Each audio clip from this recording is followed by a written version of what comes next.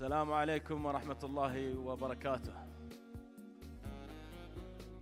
Ladies and gentlemen, before we start this evening, I just want to talk to everyone who's speaking in the English language. Please note that the program's events will be in Arabic. So I hope you've had a chance to pick up your translators on the way in. And the only segments that will be in English are the startup pitches. أصحاب السعادة، الضيوف الكرام، شركاتنا الناشئة، السيدات والسادة، مرحبا بكم في يوم عروض دفعة 2023 لمسرعة تسمو.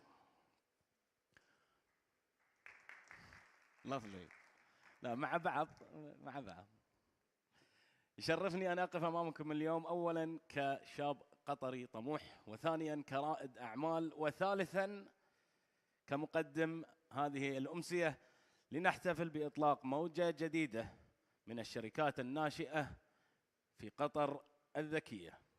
أطلقت وزارة الاتصالات وتكنولوجيا المعلومات مبادرة مسرعة تسمو كمحفز رئيسي للشركات الناشئة ضمن برنامج قطر الذكية. تركز المبادرة على القطاعات ذات الأولوية، وهي متخصصة لتزويد أصحاب الرؤى من رواد الأعمال بالأدوات والموارد اللازمة لتوسيع حلولهم بنجاح في السوق القطري، وذلك من خلال برنامج مدته 6 أشهر تم تصميمه لإثراء المنظومة الرقمية في قطر. وتمثل هذه الفعالية المرحلة الأخيرة من رحلة الفوج الأول للمسرعة، حيث ستحصل 3 من الشركات الناشئة 8 المختارة للمشاركة بيوم العرض على جائزة مالية تقدر ب200 ألف ريال قطري لكل شركة، مقدمة من قبل رائد المسار الخاص بالقطاع. فلنعرف بهم: في مسار البيئة شركة أريدو، وفي مسار الرعاية الصحية شركة مايكروسوفت، وفي مسار الخدمات اللوجستية شركة إريكسون. كل منهم قدم 200 ألف ريال. فبنشوف من اليوم مع بعض إن شاء الله من سيربح هذه الجائزة.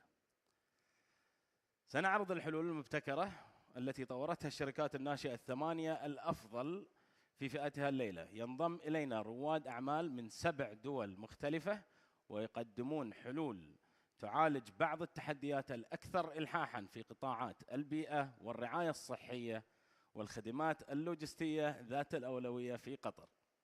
وفي الوقت الذي تعد فيه وزارة الاتصالات وتكنولوجيا المعلومات تشكيل المستقبل باتجاه رؤية قطر الذكية، أدعوكم للترحيب بالسيدة إيمان الكواري، مدير إدارة الابتكار الرقمي، لإلقاء كلمتها الرئيسية بهذه المناسبة.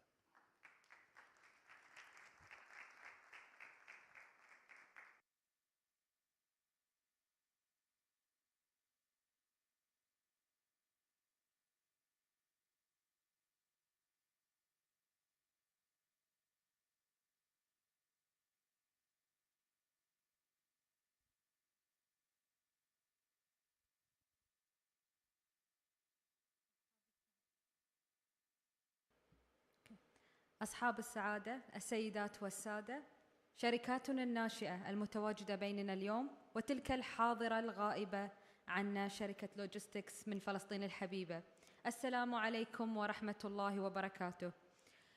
يسعدني أن أنضم إليكم اليوم للاحتفال بتخريج دفعة مسرعة تسمو لعام 2023، والتي تقوم على ركيزتين أساسيتين، هما الابتكار للجميع والاستفادة من خبرات المتخصصة.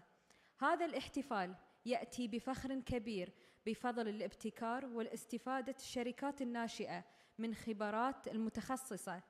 إن هذه الدفعة تمثل تحقيقاً لرؤية واضحة، حيث يمنح لكل فكرة مبتكرة في العالم مكاناً للإلهام من خلال نظام وريادة والنمو.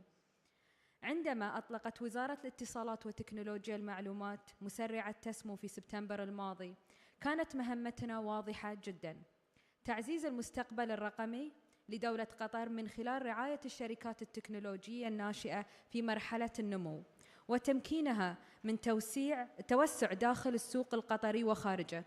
مسرعة تسمو ليست مجرد مبادرة، بل هي مهمة تعزز رؤية قطر الوطنية 2030 لاستشراف مستقبل متنوع في الأفكار وغني بالفرص على مدار 10 السنوات القادمة، حيث تخصص أكثر من 70 مليون ريال قطري كاستثمار في المسرعة بهدف تخريج 200 شركة ناشئة وخلق أكثر من 800 وظيفة متخصصة في التقنيات الحديثة. في هذه النسخة كانت الاستجابة لهذه الدعوة غير عادية، حيث تلقينا أكثر من 540 طلب من رواد الأعمال من أكثر من 70 دولة. تم اختيار 45 شركة ناشئة بدقة لتدخل المرحلة الأولى، ومن ثم اختيار 25 ابتكاراً استثنائياً للمرحلة النهائية. شاركت هذه الشركات الناشئة 25 في مرحلة تسريع استمرت 6 أشهر، كانت فترة مميزة في نمو والاستكشاف. تم تزويدها ببناء القدرات والإرشاد والوصول إلى تمويل من خلال شبكة رأس مال استثماري الخاصة بنا، والوصول إلى السوق حيث استطاعوا أن يخلقوا أكثر من 61 فرصة عمل وأكثر من 100 مليون ريال قطري من العوائد، واستثمار أكثر من 130 مليون ريال قطري، مما يؤكد التزامنا برؤيتنا. أصحاب السعادة، السيدات والسادة، في رحلتنا الطموحة التخصص ليس مجرد ميزة، بل هو حليفنا الاستراتيجي، حيث أن كل من شارك في دفعة عام 2023 سواء كان شركة ناشئة أو رواد المسارات أضافوا الكثير من الخبرة إلى هذه المبادرة. لذا تنقل مسرعة تسمو رسالة واضحة من قطر إلى العالم: نحن نؤمن بالابتكار وندعم رواد الأعمال. نحن حريصون على رؤية تأثيركم على مجتمعنا وعلى العالم، وذلك لتحسين جودة حياتنا اليومية وتعزيز النمو الاقتصادي والازدهار، ويضع قطر كواحة رائدة للابتكارات العالمية. تمحورت مبادرتنا المتميزة إلى 3 مسارات رئيسية: البيئة بقيادة شركة أريد قطر، الصحة بقيادة مايكروسوفت، واللوجستيات بقيادة أريكسون، مما يمثل دعماً هائلاً للشركات الناشئة أكثر تميزاً، وبشراكة استراتيجية مع كل من بنك قطر للتنمية وواحد قطر للعلوم والتكنولوجيا. وهذا الدعم الكبير للشركات الناشئة الأكثر تميزاً تمثل في مبلغ مالي قدر 6 ملايين ريال قطري كجوائز لأفضل الشركات الناشئة على المدى 10 سنوات القادمة. السادة الكرام، إن مسرعة تسمو هي أكثر من مجرد مبادرة، إنها بوابة للمستقبل أكثر إشراقاً وابتكاراً لقطر. فنحن لا نسعى إلى بناء قطر أكثر ذكاء فحسب، نحن نرعى مجتمعاً أكثر ذكاء ليكون منارة للتقدم التكنولوجي والتنمية التي تركز على الإنسان. ختاماً، أود أن أعرب عن امتناننا لدعم الثابت الذي تقديمه من أكثر من 100 شريك، وللمشورة التي تم تقديمها من أكثر من 70 خبير عالمي عملوا كموجهين، وإلى رواد المسارات لتجسيمهم الحي للشراكة بين القطاعين العام والخاص. كما أتوجه بالشكر العميق للشركات الناشئة، لقد ألهمتنا طاقتكم وعزيمتكم وإيمانكم الراسخ برؤيتكم وطموحكم، ونتطلع بشغف لرؤية تأثير حلولكم المبتكرة على مجتمعنا. تهانينا لكم، لقد رفعتم مستوى التحدي للدفعات المقبلة، والسلام عليكم ورحمة الله وبركاته.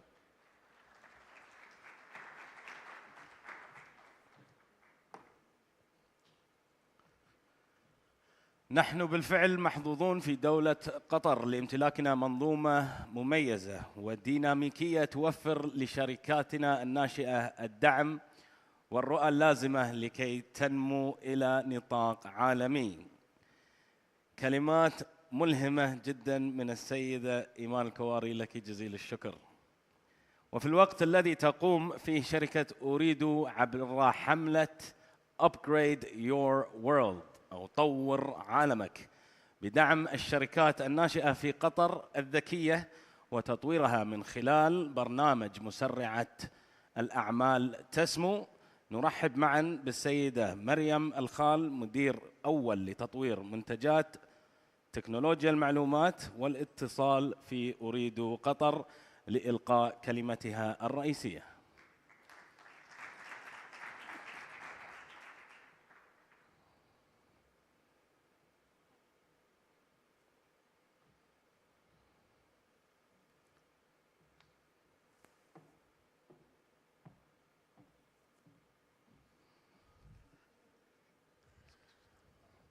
أصحاب السعادة الحضور الكرام، السلام عليكم ورحمة الله وبركاته.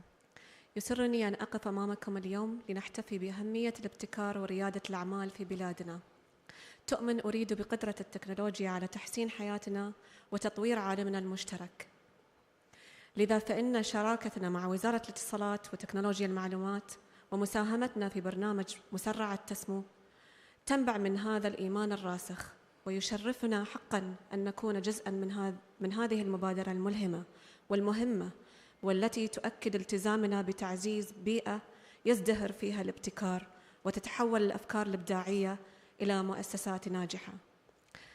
نحن نعيش في عصر رقمي تعد فيه الشركات الناشئة محركاً للاقتصاد المستدام والعمود الفقري للتقدم. لذلك كان الاهتمام بتوفير بيئة استثمارية جاذبة لهذه الشركات الناشئة أحد أهم عوامل تمكين رؤية قطر الوطنية 2030. تعتز أريد قطر بدورها كشريك استراتيجي ورائد، وما نقوم به لا يقتصر على دعم الابتكار فقط، بل يمتد إلى إدخال التكنولوجيا في حياتنا اليومية، مع الحرص على أن يترك كل ابتكار بصمة إيجابية على مجتمعنا وبيئتنا لتكون تراثاً تستفيد منه الأجيال القادمة.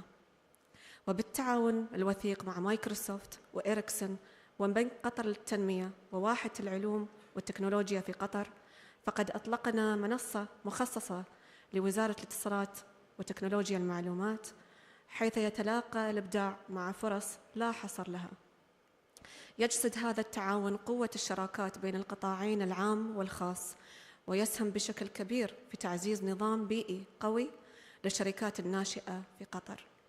وفي الختام أود أن أعبر عن امتناني العميق لكل مشارك ومرشد وشريك، والذين ساهموا بشكل كبير في نجاح مبادرة مسرعة تسمو، وشكرا لكم.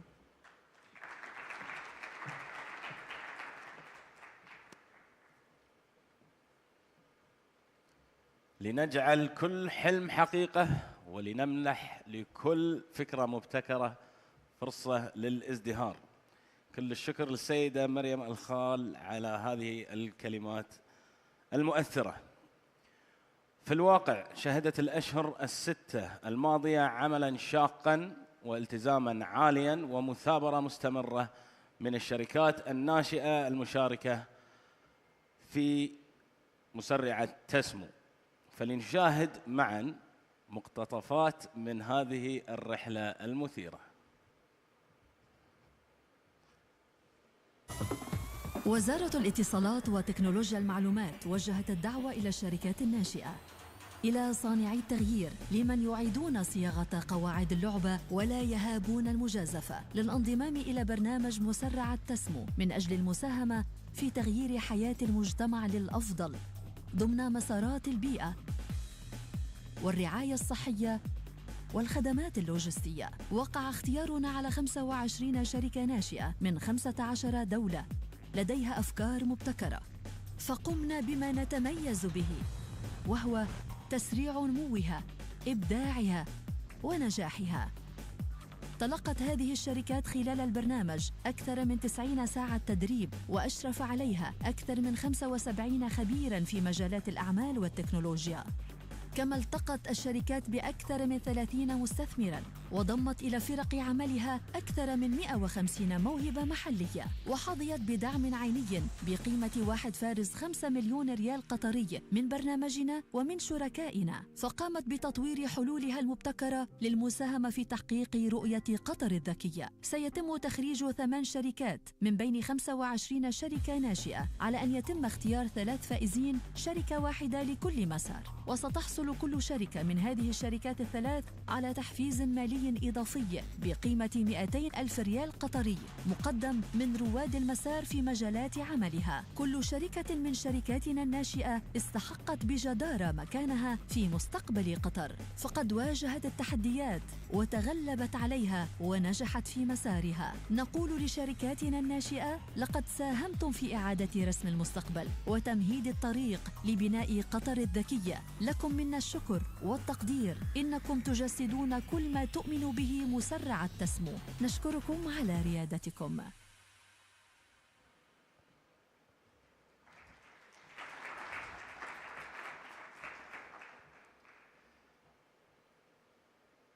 للجميع فرصة فريدة من نوعها، والآن دعونا نغوص في جوهر المسألة ونلتقي بالشركات الناشئة الثمانية الأفضل في فئتها في اليوم الرسمي لعروض مسرعة تسمو 2023. بس 1 سكند، عندنا قوانين. أطلب منكم جمهورنا وحضورنا إبقاء الجوال على وضع الصامت لتجنب إزعاج مؤسسي الشركات الناشئة أثناء تواجدهم على المسرح، ويرجى الامتناع من استخدام التصوير الفوتوغرافي بالفلاش. التصوير عادي بس أهم شيء الفلاش، والدخول أو الخروج من القاعة أثناء تقديم العروض للشركات. Ladies and gentlemen, all of our startups who will be pitching now, I've just told them no phones, no flash, and to leave the floor for you. But just remember, you have 4 minutes sharp, and I will stop you if you go over time. والآن بداية من المسار الصحي الذي تدعمه شركة مايكروسوفت، دعونا نرحب بشركة ألبرت هيلث الناشئة التي تتخذ مقرا لها في المملكة المتحدة.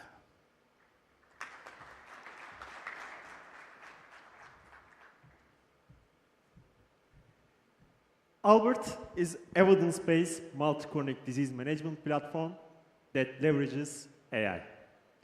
The problem we are solving is medication non-adherence. In current world, clinicians are giving treatment to patients with chronic diseases, but they are not taking medications as prescribed. They are following unhealthy diet, poor nutrition. They are ignoring lifestyle factors. Just in Qatar, non-adherence rate reached 73% among patients with diabetes. To address this problem, Qatari health industry is spending $675 million each year. The solution is a companion app which doesn't patient leave alone.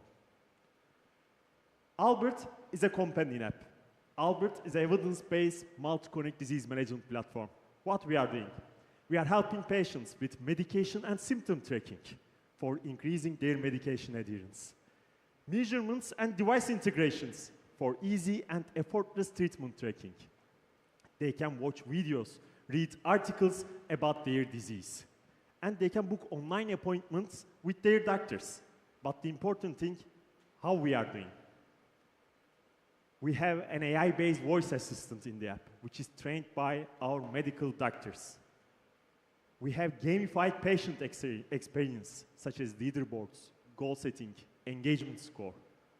And we are offering hyper-personalized experience based on patient medical history and demographics. Of course, the chronic disease management is a huge domain. We are targeting metabolic diseases and oncology. Why metabolic diseases? It has high prevalence, it needs behavioral change, continuous monitoring, and it's very personalized. Why oncology? Unfortunately, it's the fastest growing area. Care is very complex. Doctor needs data for better decision. It requires long-term monitoring and caregiver involvement. Our business model is B2B2C. We are charging monthly license fee to pharmaceutical companies and insurance companies. Why pharma companies are paying? Because we are increasing the medication adherence, so reducing the drop-off. People are not quitting their drugs. And we are generating anonymous real-world data for them. why insurance companies are paying, we are reducing their claims. And we are providing continuous engagement with their clients, their insurees. Albert Health has succeeded 5x growth in the last year. And we reached 117K secured MRR. And the half of the revenue is coming from Middle East and North Africa. Of course, we know we are not alone in the market. We are differentiating ourselves with first clinically validated nudges and interventions, and AI-based voice assistant to reach people of all ages, all socio-economical levels, and strategically with B2B2C model via microservices. We have a team of 26 with in-house medical doctors. So far, we have raised $1.5 million from international investors, such as Techstars. What is next? We will close our Series A round in the next quarter. Then we will get the CE mark for our diabetes product, and we will expand into the Qatar market. Now, we are raising $5 million Series A round. We already got the $1.5 million from commitment from our investors. We are targeting 7x growth in this period. Come and join us like these multinational companies. Thank you.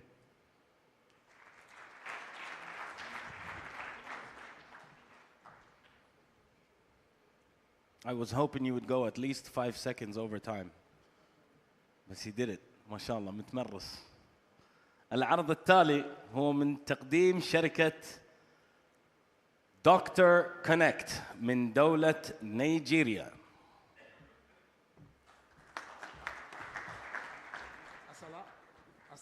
Assalamu alaikum.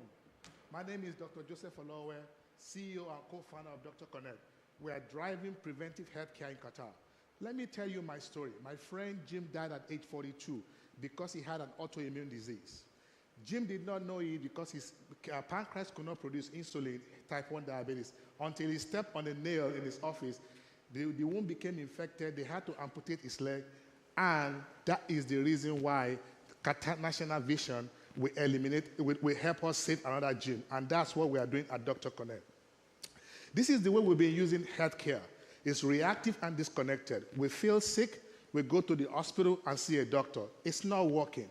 What that has done for us in Qatar, we have seen an increase of 66% in chronic kidney disease-related death, and ischemic heart attack are 57% in the last decade. If we don't change this behavior, the next decade is not looking good, 125%. But we put a question mark there because we can reverse that. That's what we did at Dr. Connect. We built a two-sided solution, a proprietary software with preventive care at its core, to take care of the problem today and to be able to predict and prevent the problem of tomorrow. But the problem we have is because where we are collecting data, which is the hospital and the doctor's office, is giving us sick data. So we changed that approach.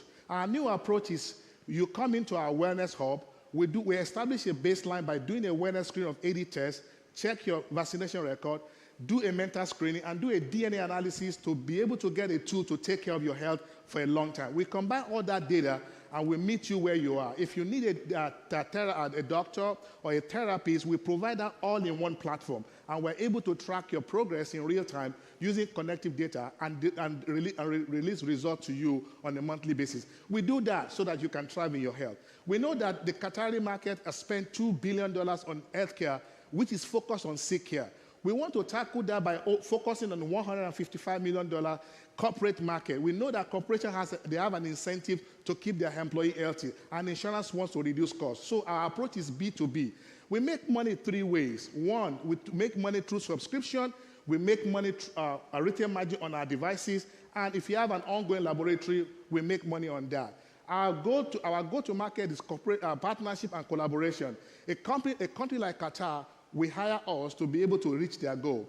So this is our competitive landscape. You can see on the right side, everyone is focused on sick care. You can only see them when you're sick. But Dr. Connect, you can come as you are, and we'll be able to take care of you. We do wellness, and we do genetic screening. That's our launch traction, $500,000, 50,000 users. We have CE and FDA approval, 15 corporations. One of the latest corporations, LG, has partnered with us so that we'll be able to see our app pre-installed on their TV. Our milestone is to launch, to register in Qatar, to incorporate Arabic and onboard 1,000 users this year and drive revenue.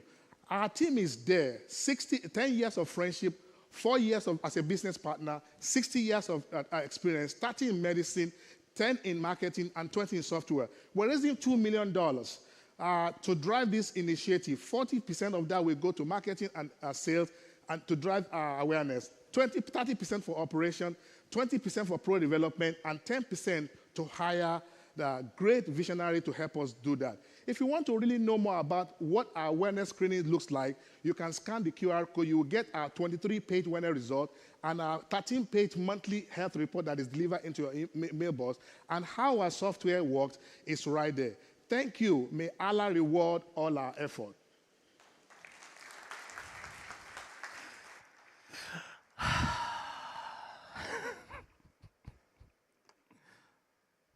I wonder how many times you've done that pitch and never got a no. ما شاء الله. طاقة. متحمس. أنا خايف أعرض اللي بعدك الصراحة. جاهزين؟ أوكي. أخيراً وليس آخراً ضمن فئة المسار الصحي معنا شركة إيفيد من سنغافورة. Good afternoon, I'm Joshua, Head of Medical and Data Science at Avid Technology. Avid Technology is a healthcare company in AI based in Singapore, and our aim is to try and bring technology and medical intelligence together so they can bring better health for everybody. The problem we're trying to solve is that there's so much waste in healthcare spending. 30% of healthcare spending is put in waste from poor decision-making, administrative complexity, but at the same time, we know that data in healthcare is growing at a rate of 36% annually. But all that data is stuck and held in silos and is non-standardized. So we at Avid, who developed Avid Core, we want to bring that data to unlock its potential, and we do it in 3 steps. 1, data intelligence. That means that we take the unstructured data from raw data systems and we create it into high-quality, standardized format so that we can do large-scale analysis.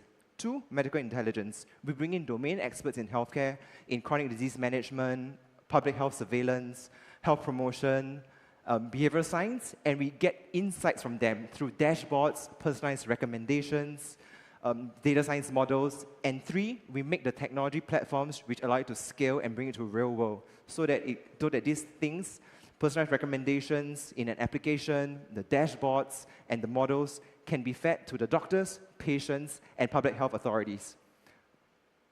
Feature comparison, we think we are one of the most comprehensive in terms of the data platforms we serve, and that's because we take end-to-end of the data lifecycle, from data ingestion all the way to the use case applications, and we have that deep domain expertise. With regards to value proposition, we serve all different stakeholders in the healthcare industry: health authorities, health agencies, the payers, the providers, and the researchers. And this is a snapshot of our selected customers and partners and the value we brought for them over the years, $10 million in savings, and that's not counting in the better health outcomes as well as the lives saved with our products. So, as we want to scale, right? The total addressable market in health management and in data platforms in healthcare, $93 billion worldwide, and in the GCC, $11 billion. Business model, we go on B2B and B2G approach. Our data platforms, we go by licensing and maintenance as a revenue. Subscriptions for our use case applications in data science models, dashboards. We have a take rate for our population health management systems, where we take a percentage cut of the revenue from the customer. And professional services for customization and implementation, because we know healthcare is such a niche industry. As for financial performance, cumulative revenue, 80 million over the past 3.5 years. This year, we're expecting to close at 32 million. And our investment asks, we are offering this unique opportunity for us to co-invest dollar for dollar, $5 million in a company in Qatar so that we can expand in the GCC region. We need support for connecting with Qatar's Ministry of Public Health as well as key stakeholders in GCC. Milestones, we hope that by the end of next quarter, we are able to set up company registration here in Qatar, and by the end of next week, next year, we're going to have our first project implemented in the region, as well as develop business leads. Our team, we are 150 people strong, with 15 nationalities, deep expertise with medical specialists, medical scientists, data scientists, as well as software tech professionals coming in together to work on this, so we can able to scale and deploy very quickly in the region if we require it. Thank you, and really thank you for your time once again. My name is Joshua, and I really look forward to connecting with all of you at this event. You still have 10 seconds. Yes, for people to take a breath. To take a breath. You want to take 2 also? Thank you, إيفد. وهكذا تعرفنا على الثلاث شركات التي تدعمها شركة مايكروسوفت في المسار الصحي. أما الآن فدعونا نتعرف إلى الثلاث شركات الناشئة في مجال البيئة التي تدعمها أريد قطر. أولاً من أستراليا شركة أسباير.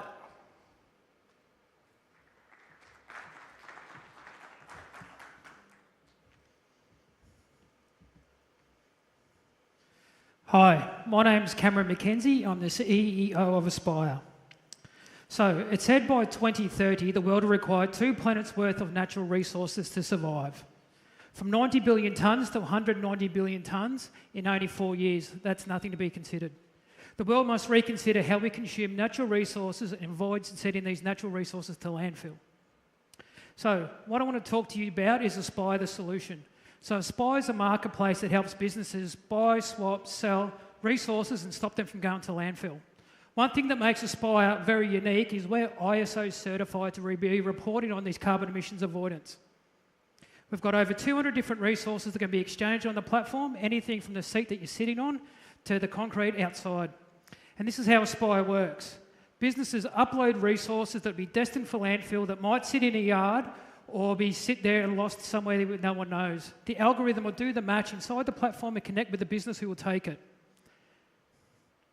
From there, we get regulatory compliance, we stop these resources from going to landfill, and we increase the recycling market. One second. Oop, back a bit. So a little bit about Aspire. So this is a business case of an organisation that's been using us for only 3 months. They've saved themselves over $400,000 and they've almost saved 400,000 tonnes from going to landfill. So this is how Aspire works. We're a SaaS-based platform where businesses from any size will subscribe to the platform. We've got customised modifications. We've got Aspire Plus, which is a retrospective platform, as well as we've got support services. So this is the size of the market in Qatar. You can see it's $2.4 billion, the price of the Qatari waste market, and there's plenty of room to send that information and those resources circular. So this is our ESG impact. At the moment, we've saved just close to 300,000 tonnes from going to landfill, and it's just over 200,000 tonnes of embodied carbon emissions that's actually been rewarding a lot of our users. So this is what we're doing in MENA at the moment. I was in Riyadh earlier this year at BBN Fair, and you can also see the platform there has already been translated to Arabic, so ready to go into launch in the local market. So this is our expanded opportunities. We're currently in Australia, Hong Kong, and we're looking to move in the MENA region, purely aligned with the Vision 2030 goals in the region, and we think it's a really operative time for us to do so. So this is the competitor analysis of Aspire. I won't go through all these individually, but the Australian federal government sponsored a circular economy marketplace global search, and we came back as #1. That's nothing to be afraid of or to sneeze at. So this is the technology developments of Aspire. You can see there we've been quite active in moving the platform forward, but just recently, 2 weeks ago, we actually put Aspire on blockchain and tokenisation. So what we're looking for at the moment is to move in the Qatari market with people and organisations going to help us move that forward and push it to the live market. So this is how we're going at the moment. We're approximately just under $1 million in ARR, and also too, our user revenue growth is almost $2.5 million worth of savings to our businesses who use the platform.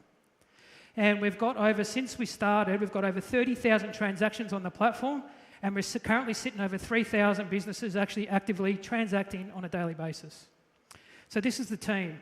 Our core team has got over 55 years of industry experience. I'm showing my age there, but it's not all me. And our advisory system have got over 125 years of experience. So what we're looking for at the moment is $3 million USD to move in the Qatari market as well into the MENA. And we're going to use half of that to adopt new features into the platform, as well as the other half is to help embody the flagship Qatar customer, as well as get the platform ready for the region. So thank you very much. My name's Cameron McKenzie. I'll be outside if anyone wants to chat, but please reach out. We're more than happy to speak to anyone that we can. Thank you.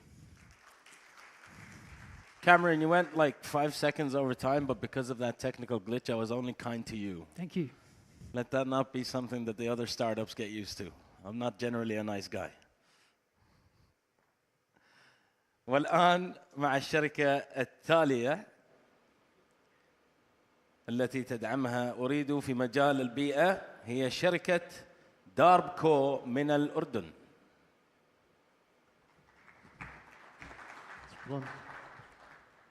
أصحاب السعادة الحضور السلام عليكم ورحمة الله وبركاته. My name is Mundir Fadil, co-founder of Darbco. The future of energy is renewable, and in specific, it's solar. It's the new oil of our MENA region. But it suffers from a big problem, which is the dust accumulation over the panel surfaces. When the dust accumulates, it leads to a significant energy losses, could reach up to 60% if you don't clean the solar panels at all. And if you do 12 cleanings a year, you have to expect 15% losses in the energy production. Also, 1% losses if you clean it 50 times a year. Imagine a huge solar plant like Al-Kharsa'a, 2 million solar panels installed. What we did, we have a hardware and a software solution for this problem. In the hardware, we have a world-class robotic cleaning solution that cleans the solar panels without any human interaction. It's IoT connected, and you can clean with water or without, depending on the site requirements.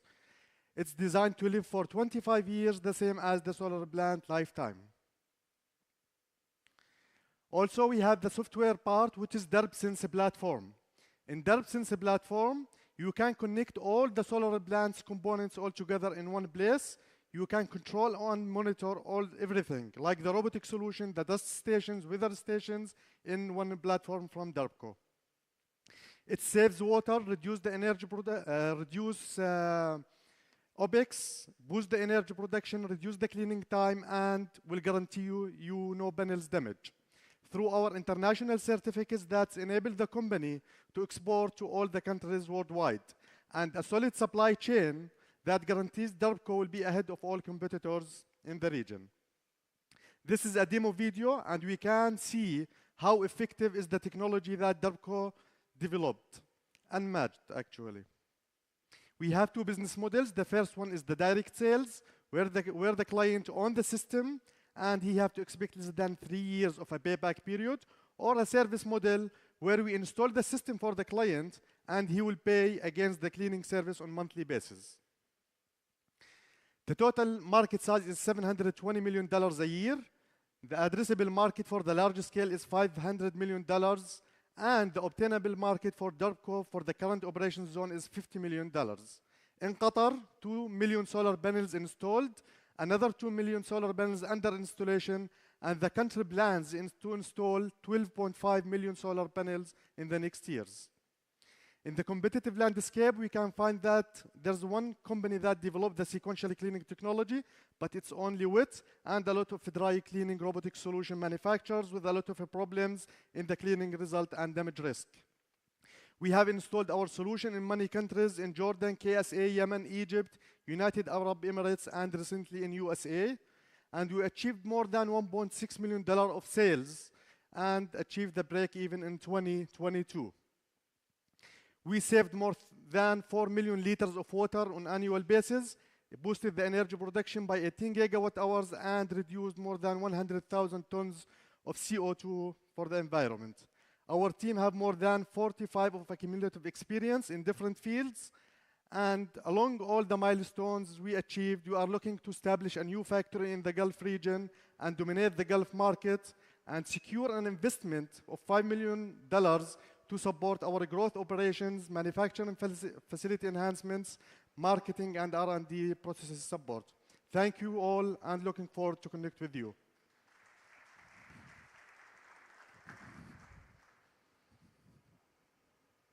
شكرا. يعطيك العافيه. انت قلت الحين اول ما طلعت قلت اخيرا بيتكلم بالعربي، بعدين قلبت مره واحده انجلش. What happened؟ عشان الحضور اوكي.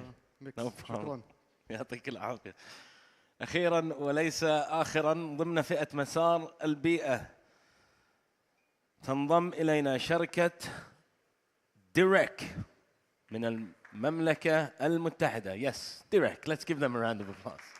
Thank you so much. Hello, everyone. This is Amir Taba, CTO and co-founder of Direct. We are focused on some of the key challenges that building owners and operators are facing today. First, energy costs. Even in MENA area, where energy is fairly cheaper than other parts of the world, still energy costs accounts for a major part of building operation expenditure. The second one is a stringent regulation on cutting carbon emission from the buildings. At the same time, building owners and operators are faced with competition to improve the thermal comforts. And all the efforts for energy saving and carbon emission are counterbalanced with a competition for thermal. To find the right balance, a facility manager needs to analyze the whole environmental data from indoor, outdoor, and appliances in the building. And this often leads to a one-size-fits-all solution. It requires tremendous amount of time to analyze, and it's costly and complex process. We have solved this problem and called it DXpert, a total solution for building management. DXpert, our solution, makes the whole process occupant-centric, real-time, and accurate, automated. The solution comprises three key components. First is an indoor radar technology that detects exactly where occupants are located within the buildings. An deep AI engine that identifies what resources are to be delivered to those occupants, and a smart agent which performs the delivery and resources are delivered with the maximum thermal comfort to the occupants. Our indoor radar technology is patented, accurate, and totally privacy-aware. The AI engine does all the data analysis that the facility manager does, but in real time. It also tailors all the analysis to the location of the occupants. The smart agent system does the building automation, plus it features a natural language-enabled data analysis. This means that the facility manager doesn't need to do any direct data analysis. They can talk to the system and get insight about the building. And they can ask for recommendation and also order in command for optimization of the building. The system, the technology has been validated independently by various organizations, including Health and Moran, and the results shows massive 30% almost energy saving. The total market is estimated at 109 billion, and we are focused on large buildings with high occupancy dynamics. The sum is estimated at 200 million with the number of buildings that we have identified to deploy. Sorry, it doesn't go. The next slide. Doesn't. Seems to be an issue here. I think. Okay. Can we please pause this timer for one? And two, can we solve the issue with the clicker, please? So if we can reset his timer back to 1 minute 20 and try and re-upload the presentation.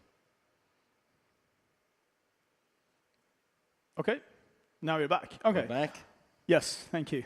So our unique selling points are occupancy-centric maintenance, AI recommender system, and also we are working on another feature, AI-driven maintenance, which will further set us apart from the competition in the MENA area. The solution is provided as a managed service. All the hardware and software are provided in one package with a subscription-based model. We have, yeah. Okay, I can talk. So it's not, I don't know, for some reason it doesn't show my slides properly, but shall I just continue? Or? No, you're okay. Okay. We'll make sure, because we need everyone to see your slides as you're seeing them, so it's okay.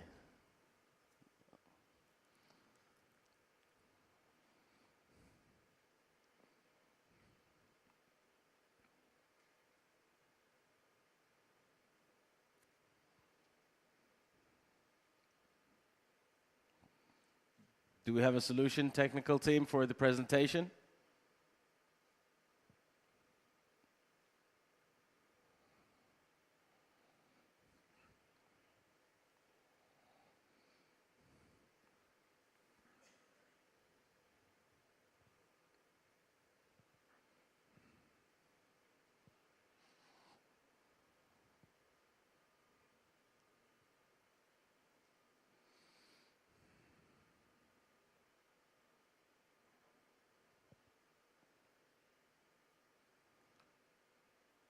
Apologies to everyone watching us through the broadcast as well. We're having some technical difficulties. And we'll be back with the presentation of DIREC. نعتذر لجميع الحضور عن Lovely. It's back. Okay. Okay. Thank you. Continue. Thank you so much. Thank you so much. We started our indoor radar technology back in 2020 after a COVID outbreak. And we have won several innovation awards. The technology was market launched in 2022, and we also won an award for our AI recommender system. We aim to deploy in 100 buildings in MENA area and the UK over the next year and reach to over 5 million square meters by 2025. The total amount of award that we have won is nearly $1 million, which underlines the significance of the innovation that we have created since 2022. This is an overview to the traction that we have built in MENA area since joining TASMU Accelerator. And also, there are many technology leaders around the world that have trusted us and worked with us through these years. We are on our path to meet 10 million revenue by 2025 through various initiatives that we have carefully planned for ourselves, including launching our e-commerce website and launching into MENA market and US market. Our leadership team includes distinguished scientists and business growth and sales experts, including Brahim, Ali, and Roya. Thank you so much. Thank you.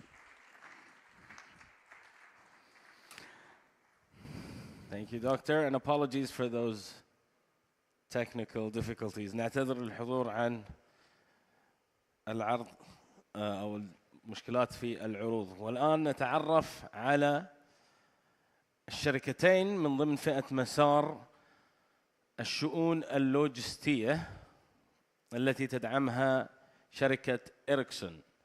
الشركة الأولى للأسف لم تكن معنا اليوم، هي شركة لوجستيك من فلسطين، ولم يتسنى لهم الفرصة أن يحضروا معنا.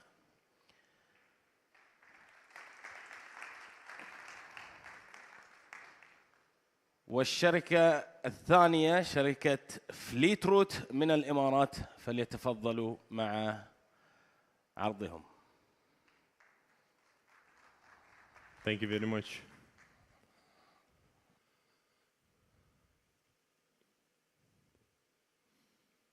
Hello everyone, my name is Jawhar. I'm the co-founder at Fleetroute. We help businesses simplify the movement of people, goods and services on a unified SaaS platform. Now, there hasn't been a time in the history of humankind where the last mile technologies were as demanded as they are today. And in this day and age, for any type of company, for them to be able to compete, they need to have some form of quick delivery. Now, when they have a quick delivery, they usually face three problems. They have no control over their drivers, they don't have visibility of their fleet, and they have no optimizations in place that forces them to spend a lot more money that they could have saved otherwise.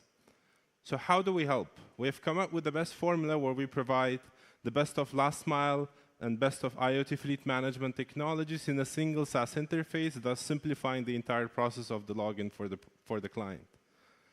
Now, Fleetroute as a software connects, automates, and orchestrates all the moving parts of delivery excellence, starting from order sorting operations to dispatch to the rider, and creating a customer experience with every single delivery. Now, let me talk about the use case that we recently have. A huge organization, Saudi Post, was looking for a software partner to help them with their project with Ministry of Health. What they were looking for is software to manage their complex deliveries, but at the same time have full visibility of their fleet, and have live tracking of the temperature of the cargo. Fleetroot was a perfect fit, and they went live with us for a couple of months. And it's a great milestone for us as a startup because that elevates us to the semi-government level of enterprise clients that we have. And these guys are planning to digitize the logistics for Saudi over the next 10 years, and we're like honored to be part of their journey. Now, Fleetroot comes with a list of different features that clients benefit out of, and depending on what industry you're in, you might see some of the benefits. And if you're into e-commerce or B2B retail, you might see some of these benefits resembling to you as well. As of date, we're entertaining 4 different verticals. Our biggest focus is into enterprise clients like Saudi Post, Medicine, or Damac. We also have expertise in e-commerce clients. We have clients in B2B retail, as well as 3PL clients use our software. All of these companies combine 130 different companies in the region of UAE and Saudi Arabia, and they contribute to $720,000 in yearly subscription. Now, the cool bit is that all of these clients are supported by our team of 15 people only, and that's the beauty of SaaS. Logistics has been a problem for a while now. There are some great companies like providing the last mile tech, and there are companies like Gurtam or Truck providing IoT fleet management. Fleetroot's unique proposition kicks in when we provide the best of both worlds and a single user access, simplifying the entire process or the steps for any type of company. It has been evaluated that the market opportunity is at about $3 billion. Our targeted focus is $500 million for this region.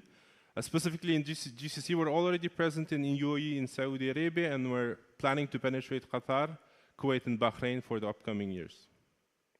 We have a straightforward business model. We either charge the clients based on the number of drivers they connect or based on the number of deliveries they process. Both of the options are cool with us. We can also upsell to them at a later stage. This is our founder pool. We have Moido, who brings the mobility experience. Our CTO, KD, brings the technology expertise. And I myself come from an IoT space. As of today, we're raising $500,000. And since our product is already market tested, we're raising the money just to reinforce our existing departments. You see, we landed a couple of big projects and we have big plans for the next year. We just need more people on deck just to harness that momentum that we've gathered. I guess that's it for Fleetroot. Thank you very much for your attention. Thank you very much. Thanks for checking the time again. Huh? Yeah. I saw what you were doing there. Well done. Thanks. لقد كان يوم العروض مليئا بابتكارات تغير العالم ومصادر إلهام لمستقبل أكثر إشراقا، ويزداد التشويق والترقب ريثما نختتم هذه العروض التقديمية الرائعة بالاحتفال بهذه التغيرات الكبرى. انضموا إلي لنكشف عن أسماء الفائزين في دفعة 2023 من مبادرة مسرعة تسمو بمبلغ 200,000 ريال قطري عن كل فئة، مقدمة من رواد المسارات. ولكن قبل ذلك لا بد لنا، المشكلة أنا اللي كاتب، لا بد لنا من تثمين دور كل من شركاتنا الذين لولاهم لما حققنا هذا النجاح. أود أن لا مو مصدق. خلاص. أود أن أطلب من سعادة السيدة ريم المنصوري الوكيل المساعد لقطاع الصناعة الرقمية، السيدة إيمان الكواري مديرة إدارة الابتكار الرقمي في الوزارة، والسيد ثاني المالكي رئيس خدمة الشركات من أريد قطر، الانضمام إلينا على المنصة لتسليم الجوائز والدروع التكريمية إلى شركائنا الاستراتيجيين ورواد المسارات وشركائنا أو شركاتنا الناشئة، فليتفضلوا مشكورين.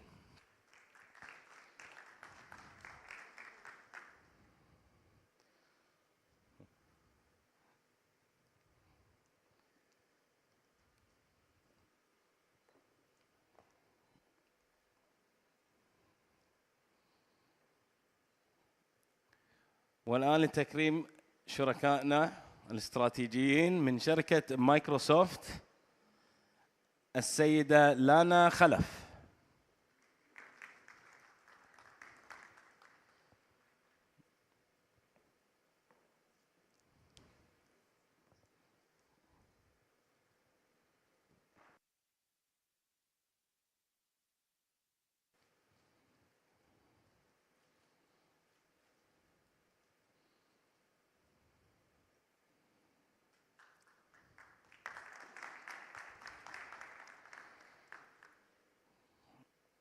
والشريك الاستراتيجي من شركة إيريكسون السيد شربل عبد الله.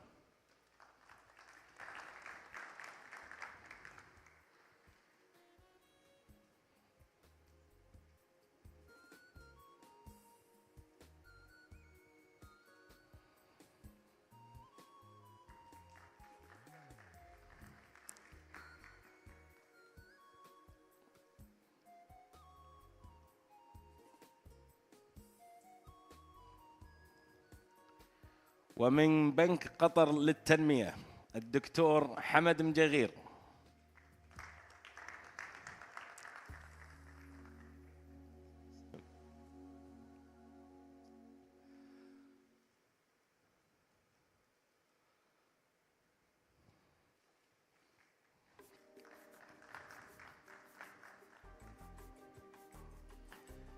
ومن واحد قطر للعلوم والتكنولوجيا السيد يوسف الصالحي.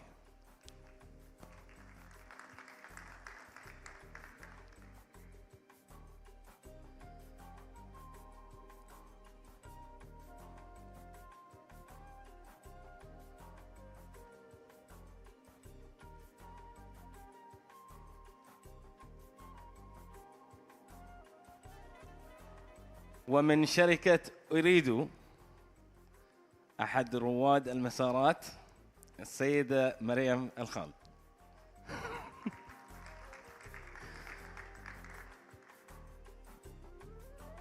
ما كنتي متوقعتها تقريبا، ولكن أنت جزء من الأعضاء المساهمين، فلكم جزيل الشكر.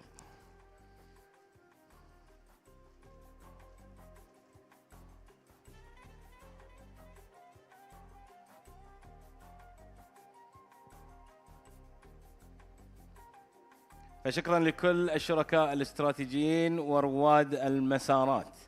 واليوم لن نقوم فقط بتكريم 3 شركات فقط، بل 5 شركات. فقبل الانتقال إلى جائزة أفضل شركة في كل مسار، هناك شركات ناشئة في مجالات خاصة وستحصل على دروع تكريمية مقابل مثابرتها وتميزها، وهي طبعا ما حد يعرف، ترى they don't know. الفائز بجائزة أفضل شركة ناشئة مبتكرة إيفيد.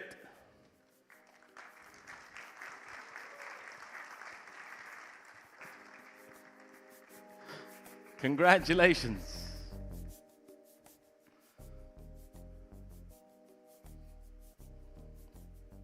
And I know some of you are competing with each other, but let's show some sportsmanship and cheer for the winners as they come on board. Yes, thank you very much.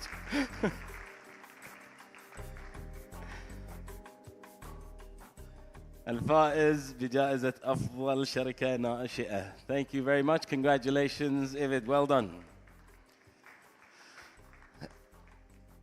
الجائزة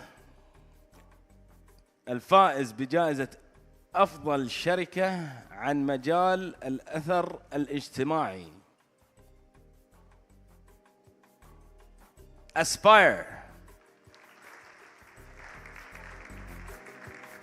Congratulations.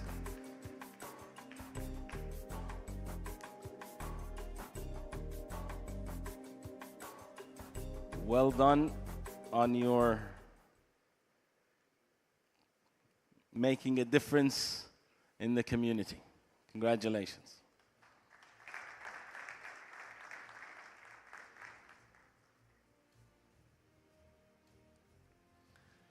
Congratulations.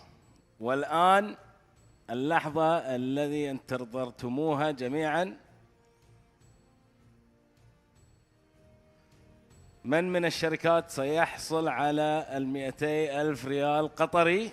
نبدأ بفئة المسار الصحي، وأطلب من السيدة لانا خلف مدير شركة مايكروسوفت في قطر رائد مسار الرعاية الصحية الانضمام إلينا على المسرح.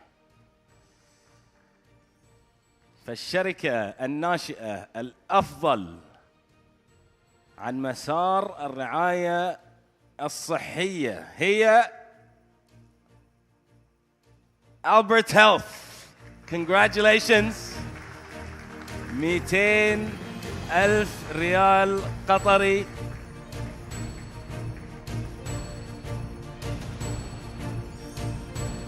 مقدمة برعاية مسار الرعاية الصحية شركة مايكروسوفت. Well done.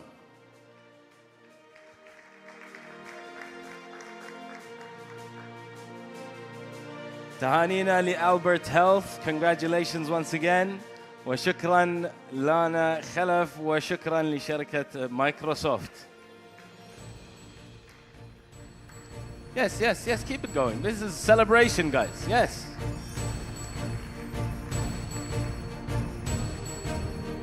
الشركة الناشئة الأفضل عن فئة مسار البيئة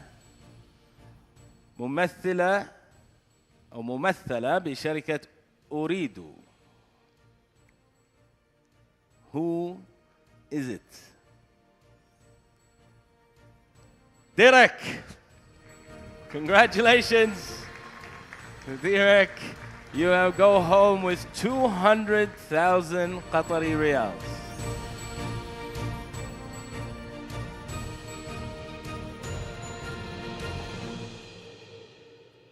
Well done and congratulations.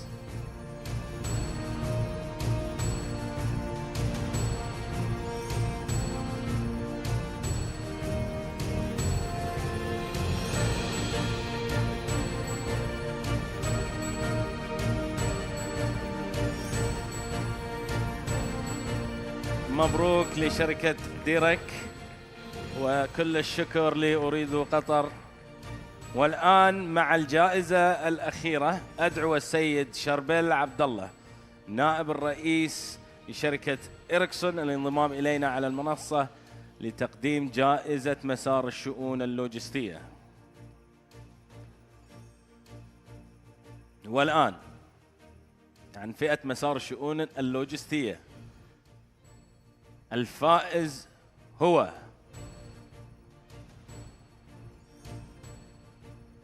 Can we guess? Fleet Route.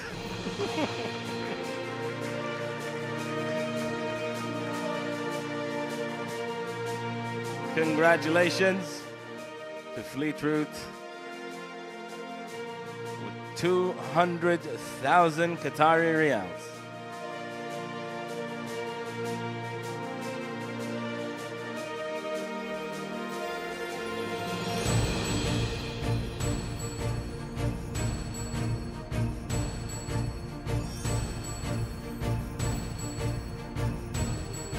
كل الشكر للرعاة وشكرا لك سيد شربل عبد الله وشركة إريكسون and congratulations once again to Fleet Route وكل الشكر للرعاة والشركاء لمسرعة تسمو. يعطيكم ألف عافية ومشكورين على حضوركم معنا. Let's give them a round of applause. Yes, تحية لكلهم وكل من ساهم في هذا النجاح لهذه الأمسية. فمن الواضح أن الشراكة بين القطاعين العام والخاص ساعدت برنامج مسرعة تسمو على الانطلاق في عملها. ومع تزايد اهتمام الجهات المحلية والإقليمية والعالمية بمنظومة الشركات الناشئة في قطر، أردنا تخصيص حلقة نقاش لمنظومة الشركات الناشئة في قطر تختص بتأثير وأهمية الشركات بين القطاعين العام والخاص على المنظومة. فرحبوا معي بكل من السيد حسن الجهني من أريدو، السيدة ديفيا بوشان من شركة إريكسون، السيد محمد المسلم من بنك قطر للتنمية، السيد جمال بدير من شركة مايكروسوفت، السيد محمد ذبيان في قسم المسرعات في واحد قطر للعلوم والتكنولوجيا، فنرحب بالمتحدثين الموقرين، وسنترك المجال لكل متحدث بالتقديم عن نفسه عند بدء الجلسة. أما بالنسبة لمدير الجلسة فهو مستشار خبير في الذكاء الاصطناعي والتكنولوجيا العميقة، وهو مهندس معماري ومستثمر وصاحب 5 مبادرات أعمال ناجحة في مجال التكنولوجيا. يمتلك خبرة واسعة تمتد على 27 عام في مجال التكنولوجيا العميقة والتحول الرقمي والبيانات والذكاء الاصطناعي والتعلم من خلال الآلات. Are we still waiting for the chairs؟ احنا معليش سوينا ريهرسل، وكان انا ما خلصت هذه كانوا هم مخلصين. ف apologies for the 5-second delay. Thank you very much. رحبوا معي بمدير الجلسة المميز السيد فراس سليمان.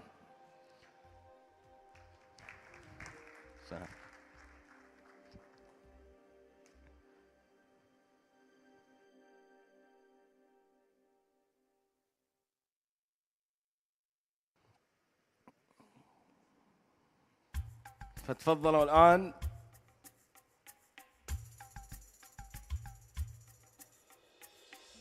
بأعضاء حلقة النقاش.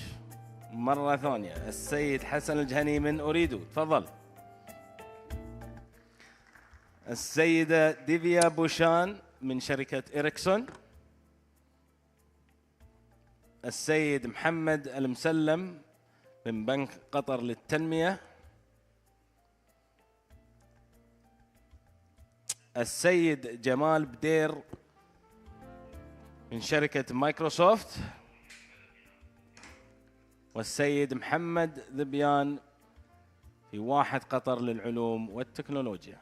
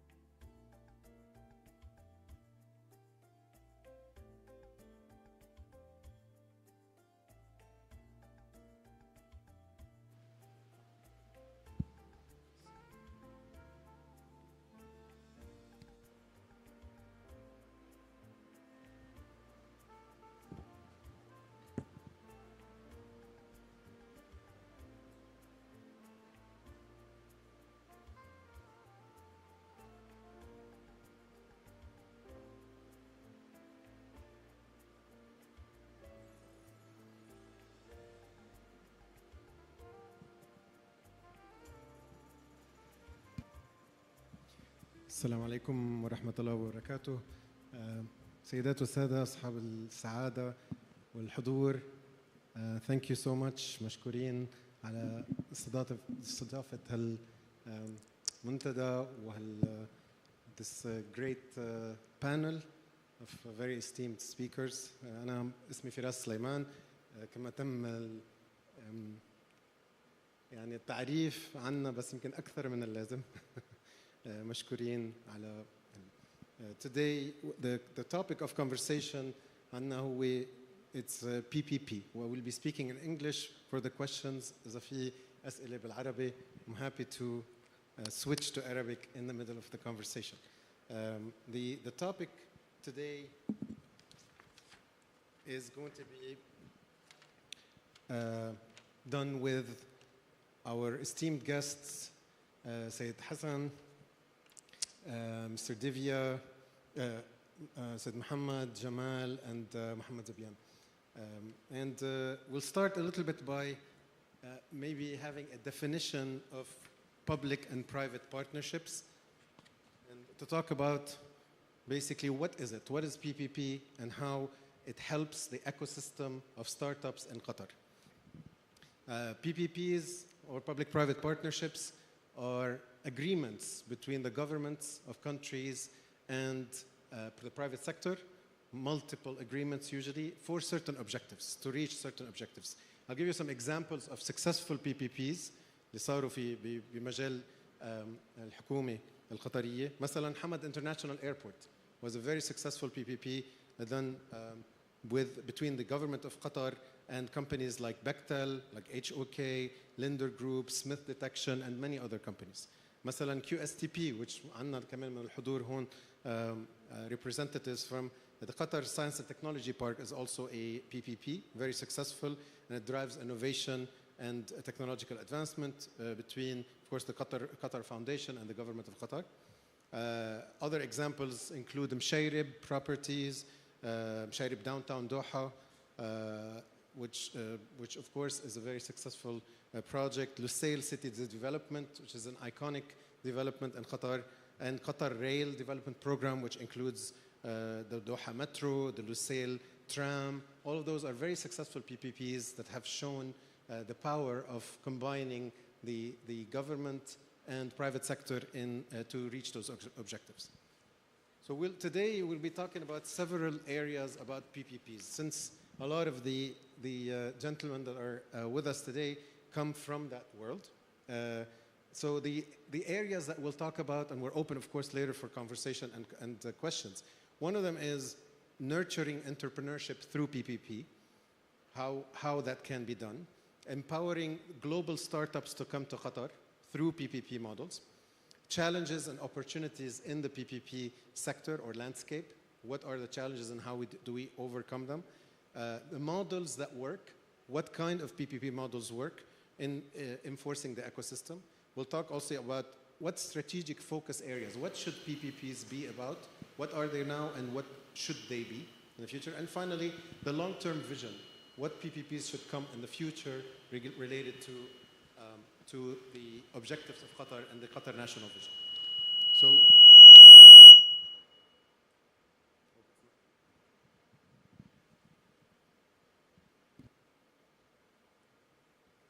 okay. So we'll start with Mr. Mohammed Zabian from QSTP. And the first question is about nurturing the enterprise, the entrepreneurship ecosystem through PPPs.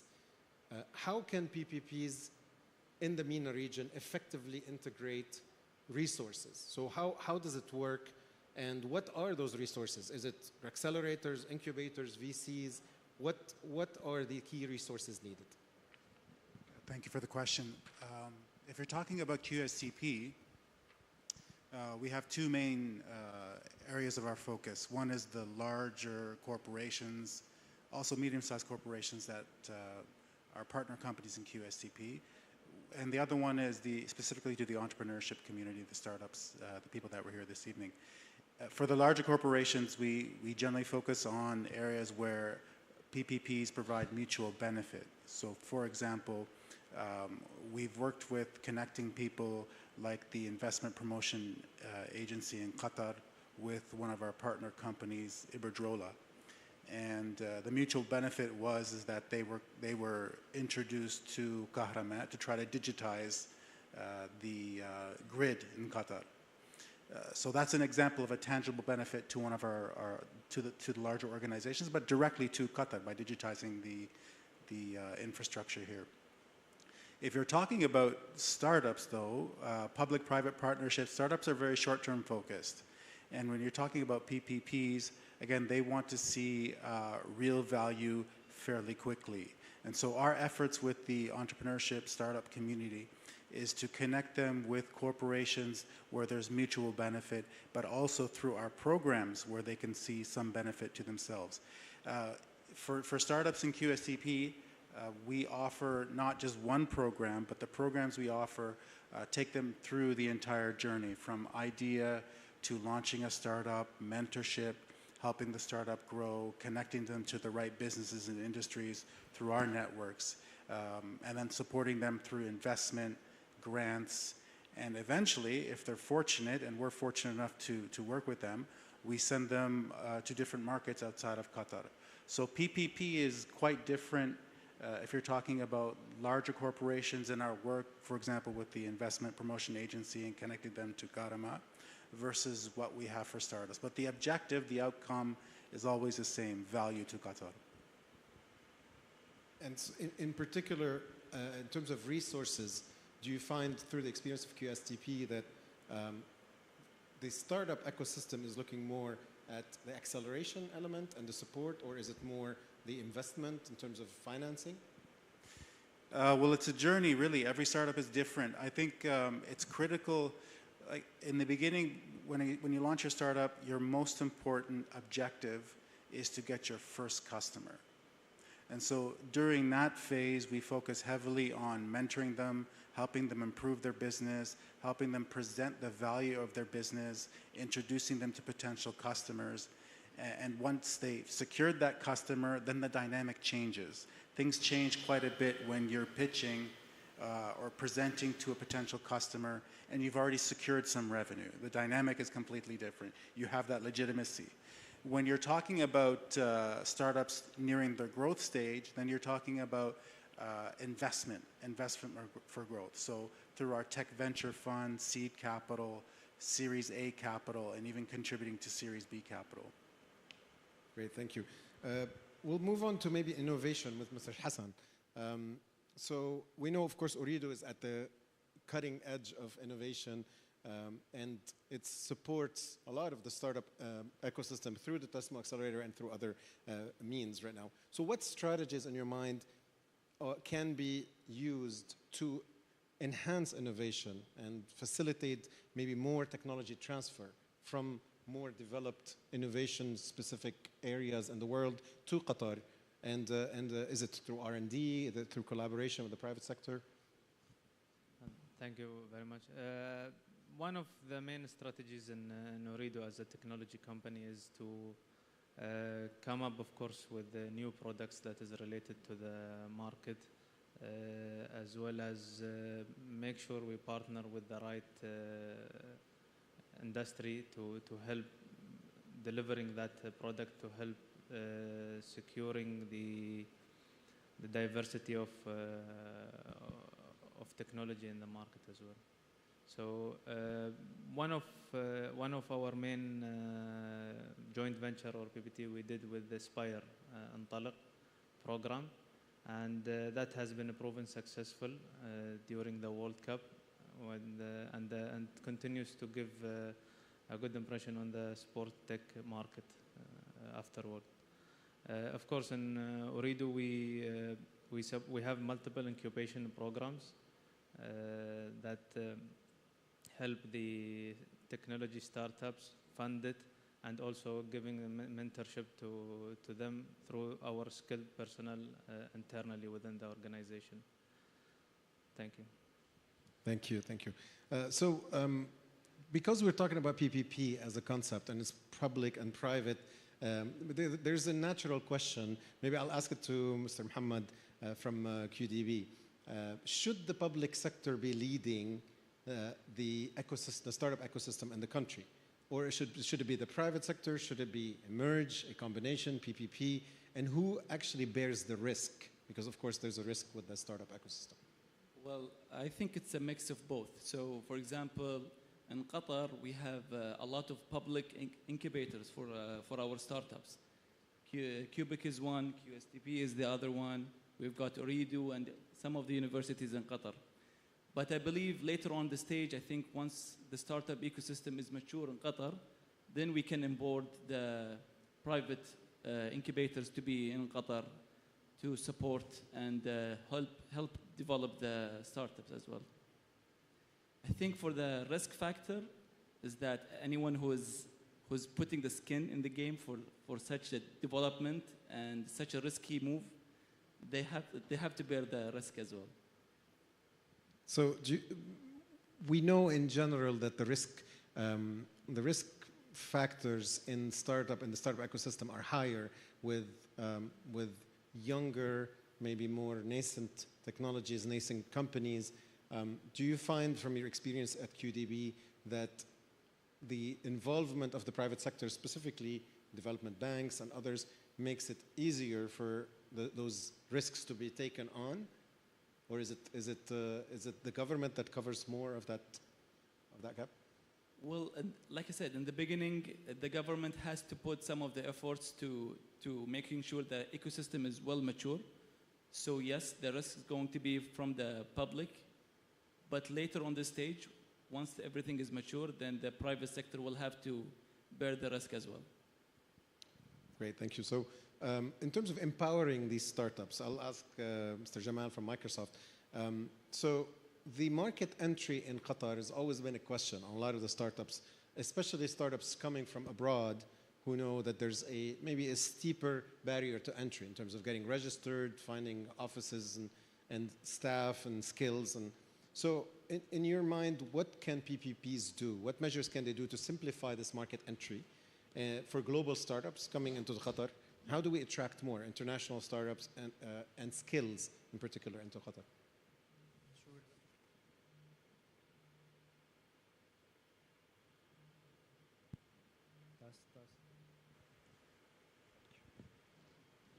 Thank you, Firas. And first of all, good afternoon, everyone. It's a pleasure to be here with fellow esteemed panelists. Look, it's evident that PPPs can create a lot of value, especially when they create this environment to foster innovation and growth. But if we look at the Gulf market in general and Qatar in specific, as you rightly said, the measures that need to be taken to address, let's say, the obstacles that face global startups when they want to come to the local market are not necessarily always related to financial or investment, I would say, areas. If we look at regulation as an example, there's a lot of work that could be done on streamlining regulation to make sure that it's more agile, more nimble for startups to come and set up shop in Qatar. Today we have some feedback from startups that it's taking them a lot of time to get their papers registered, licenses issued. So all of that can be a hurdle in front of global startups to set up shop. Policy advocacy is also another thing, and Microsoft also has been doing this in the country, for example, by working closely with QCB on the regulation aspect to make sure that the up-and-coming laws match what the startups aspire for and look towards, so that when they come and, for example, open up a fintech startup in Qatar, it won't take them a lot of time to get started. Another area I would say has to do with access to market and resources. And sometimes, people think that this is only related to putting startups in front of customers. But I think PPPs can play a major role in giving insights to these global startups that might not know a lot about Qatar or the region in general, to know more about what are the market trends, what's the consumer behavior, what are like the distribution channels that exist in the market which they can leverage to kind of accelerate their launch. And also, more importantly, the cultural nuance. You know, for example, there are multiple successful startups in Europe or in Asia that have phenomenal products, but sometimes when they try to replicate the go-to-market strategy that they've used in Europe, as an example, it might not succeed in Qatar or in the region because of different cultural aspects and maybe norms that might differ from one market to the other. So that would be my take on that. It's these three measures. Sounds great, and we know that Microsoft is doing a lot on that front also in helping startups coming from abroad. I think maybe from a cultural perspective of attracting startups and maybe even scale-ups and even advanced organizations. And maybe Ericsson has been through this as a company coming from Europe. So Mr. Divya, the question is to you. How can PPPs assist in international startups, scale-ups, and entrepreneurs in understanding and adapting to the unique cultural and regulatory landscape here in Qatar, or maybe in the GCC? And whose responsibility is it to educate the... Thanks for us for asking this, and it's a great opportunity to be here. As you rightly said, that technology is a ever-changing landscape, and so do regulation. So a very interesting aspect, like how they correlate and how they actually come up to a certain mechanism where we can actually co-jointly develop, co-live with it. One important aspect, I think, which we have to understand with regard to the PP dimension. technology was going to be always going to transcend the time, and which is very important facet of it. See, we are talking about and living in a 5G world, which talks about Internet of Things. Going 5 years down the line, we will start talking like Internet of Senses. You know, technology is becoming personal and much more personal. So we have to evolve our understanding of the regulation in live with that, how the technology is going to be transformed. So you ask me, who's the responsibility? I think we carry a joint responsibility in terms of OEMs, like we are talking Microsoft here, we are here. PPP players, because they can act as a springboard for the idea aggregation, and secondly, as a catalyst toward the government interventions as well. Last but not least is the regulator. I think we as a cross-industry platform have to come up, make up their mind, how to define the agenda for the next 10 years, and then make it enabled that this PP can just not flourish. I think they are more sustainable as the future has to come. So it's a joint responsibility, and we have to transform it together. So this is how I take it. It'll be very interesting, actually, to hear some of the stories later about the startups that were here as part of the TASMU Accelerator and how they dealt with the cultural maybe mix-up or mixing. That'd be really interesting to see. I want to move on to maybe the challenges and opportunities with Mr. Muhammad from QDB. So identifying these barriers, many conversations are usually about funding. So funding accessible in Qatar, is it accessible in Qatar, in the region, and can PPPs help? So that's the question. And also, in terms of collaboration, maybe those are the two barriers that we hear about mostly from startups. Can startups also collaborate with other startups, with maybe even larger organizations in Qatar, and are they able to do that through PPPs? Well, I think regarding the funding accessibility, yes, we have a lot of accessibility here in Qatar. We've got in Cubic from a variety of industries, sectors such as the fintech, sports tech, and the other verticals that we have in Cubic. We also have from QSTP, the Accelerate program that they provide up to, I don't know how much the figure though, kind of forgot. We offer, from the investment side, we offer up to $3 million actually for investment. Yeah, so this is one of the examples that we offer as a funding scheme. Regarding the regulation part of it, I think there is a lot of upcoming news regarding being a bit more loosened up and flexible for financing.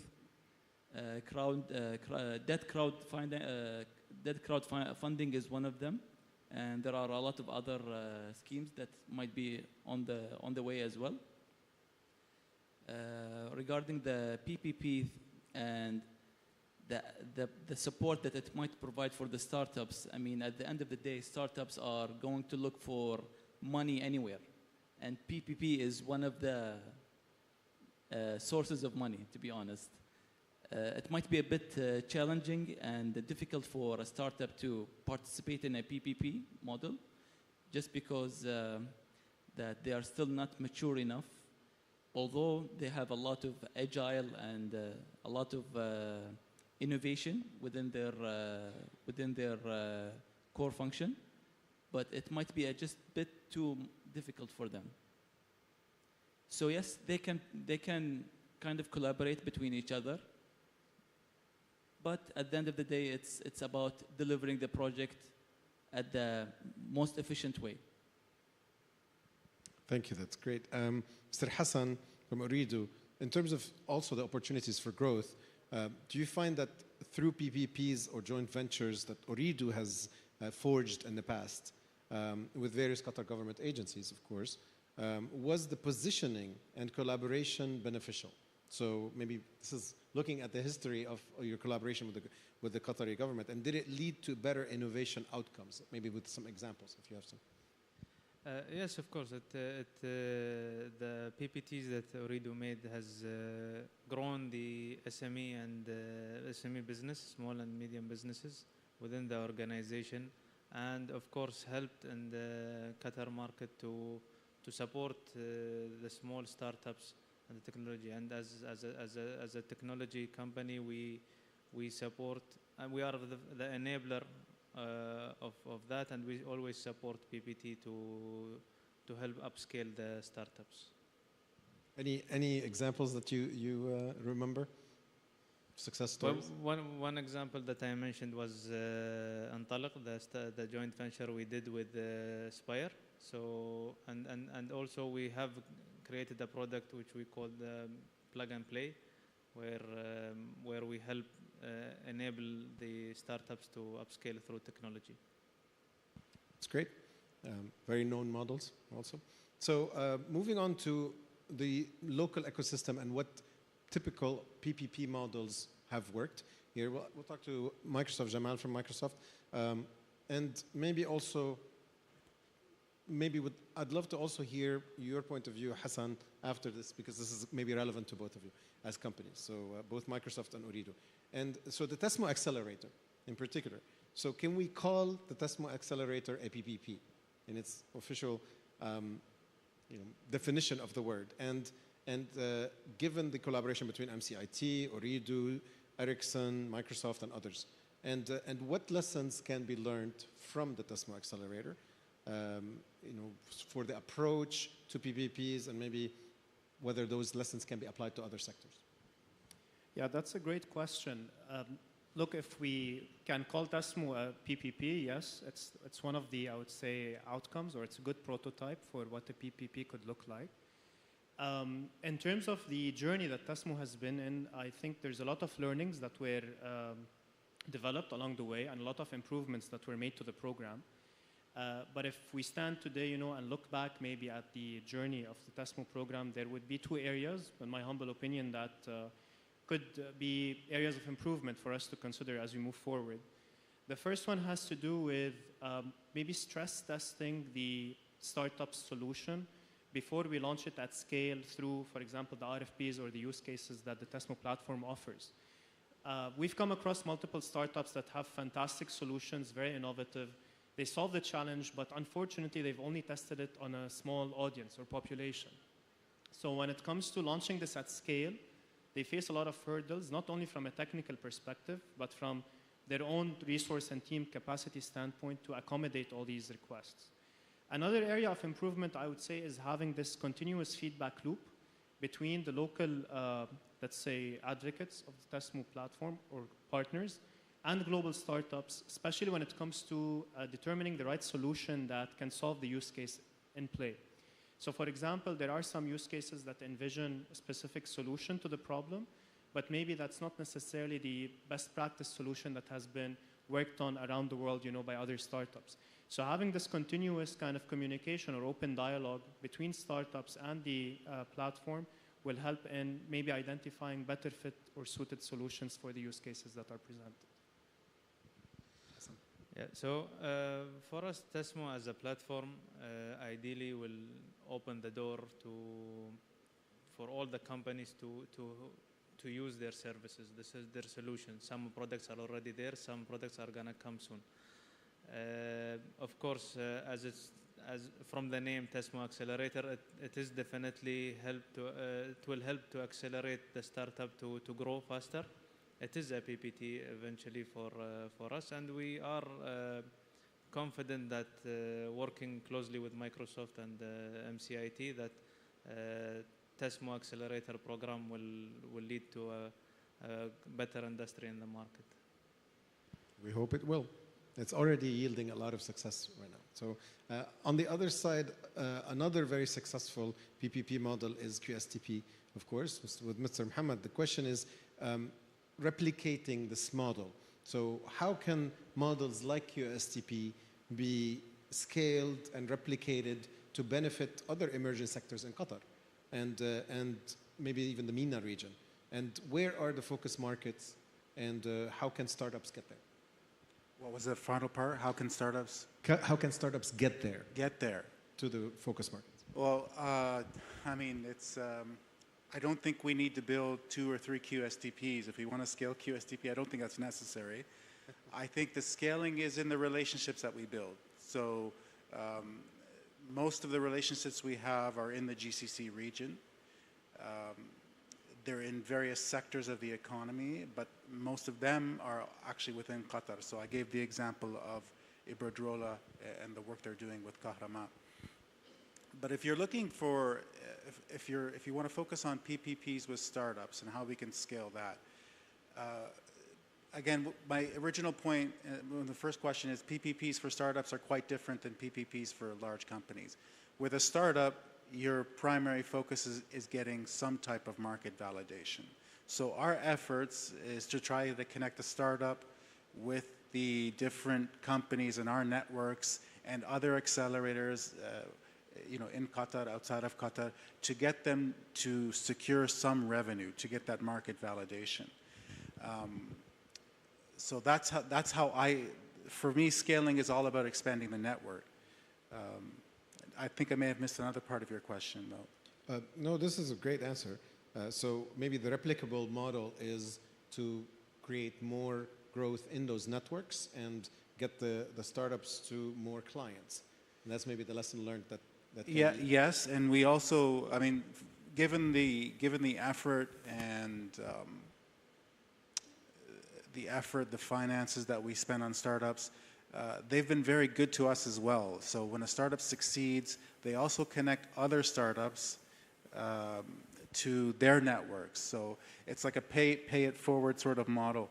We have startups that have actually started with QSTP 7 years ago in our ideation program. They were just ideas and teams. And some of them, then they launched the startup in QSTP.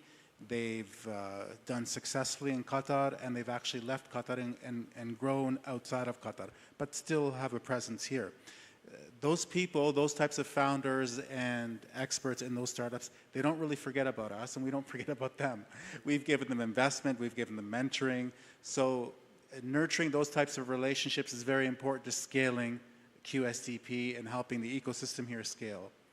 They have connections in Silicon Valley, they have connections in London and Berlin, and they're very, they remember the work that we've done with them, they remember the time and effort we've invested in them, and their success is a critical part of QSTP, and I would say the other accelerators, QDB, expanding the networks as well. That's great. It must be very proud moments for QSTP and maybe for the country also for these Certainly, startups. yes. So maybe the kind of a global view, and I'll direct this to Mr. Divya from Ericsson, also on sustainable development goals. And I know that sustainability is an important element of Ericsson's strategy, but how can PPP, specifically in connectivity and in optimization initiatives, which your company is part of in Qatar, and the region, align with and contribute to achieving the sustainable development goals?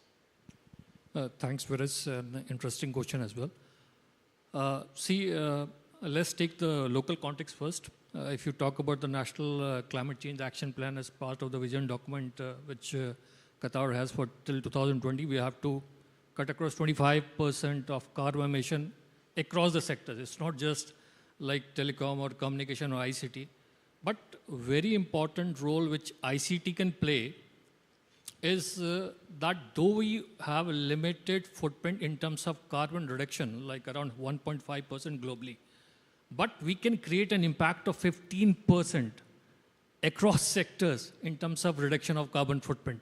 So it actually underlines the importance of not just us, but the whole technology sectors to work along with three PPPs and then construct a framework where we can inculcate startup ecosystem to solve the problem which we have in terms of reduction of carbon footprint.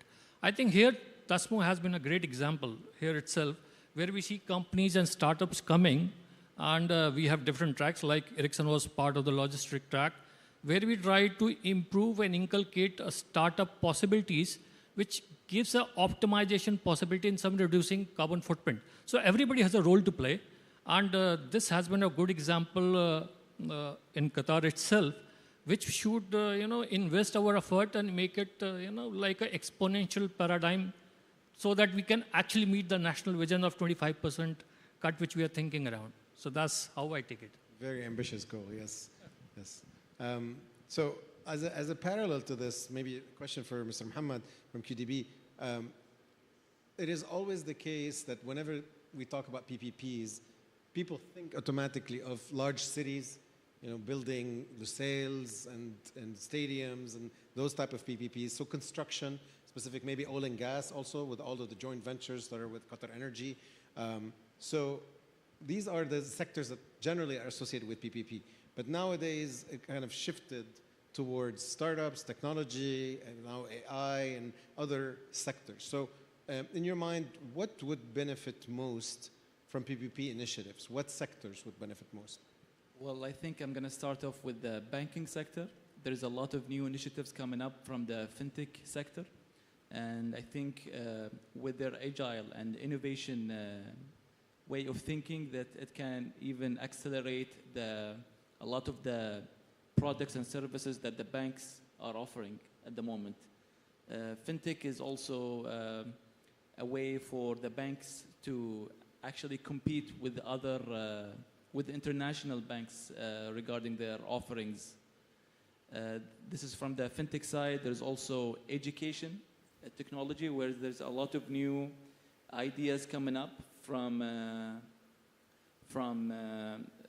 let's say, for example, instead of going back to the old school of teaching at school in the classrooms, there's a lot of new offerings from the startups.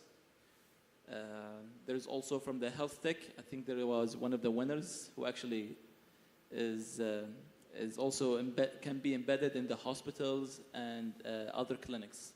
So there's a lot of varieties that we could do aside from the large PPPs, such as the construction, infrastructure, and large cities.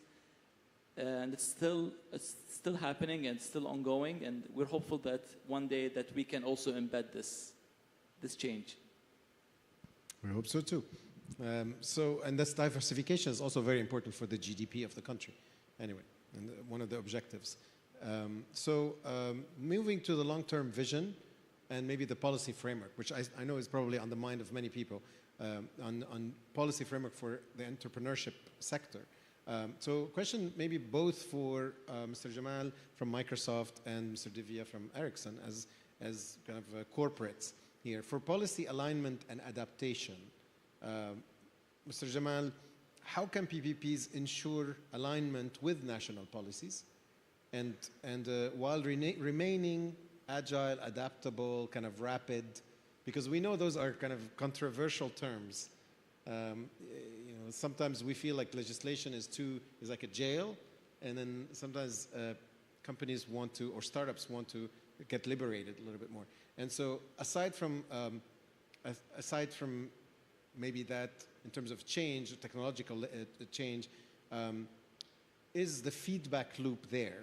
So can the startups and the private sector feedback the loop to the public sector on changes on legislation?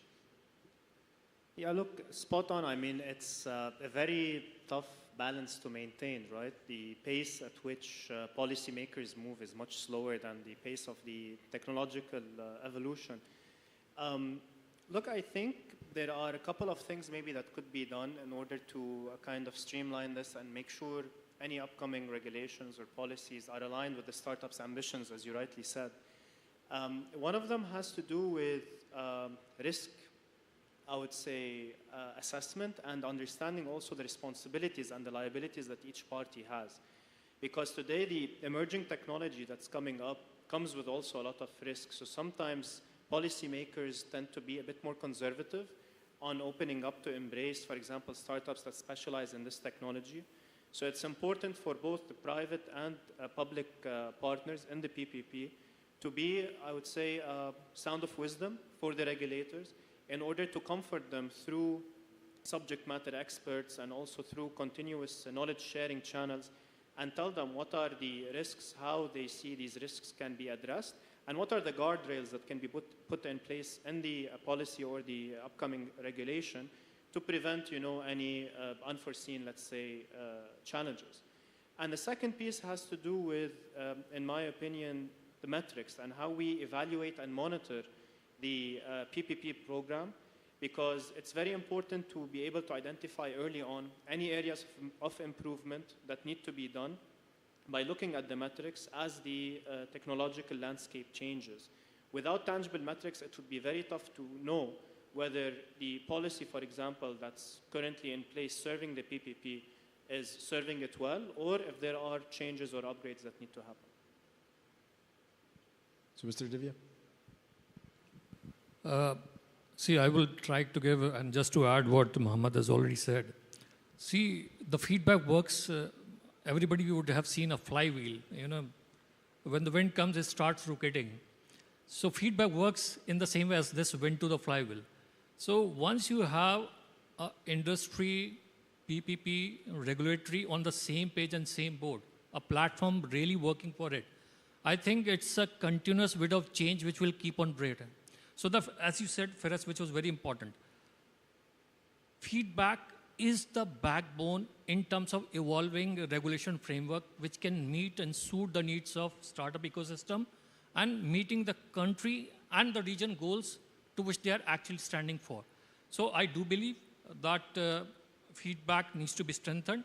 Of course, it's working, but I think there are potential to improve, and which requires not just a single or standalone or silo effort, I think, but it requires a cross-industry, regulatory, and the startup ecosystem working in cohesion together.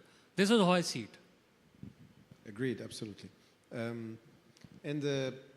On the same sense, in terms of long-term vision and maybe policy framework, question to Mr. Hassan, Mr. Muhammad, also from QSTP, is the alignment to the aspirations of Qatar and the Vision 2030.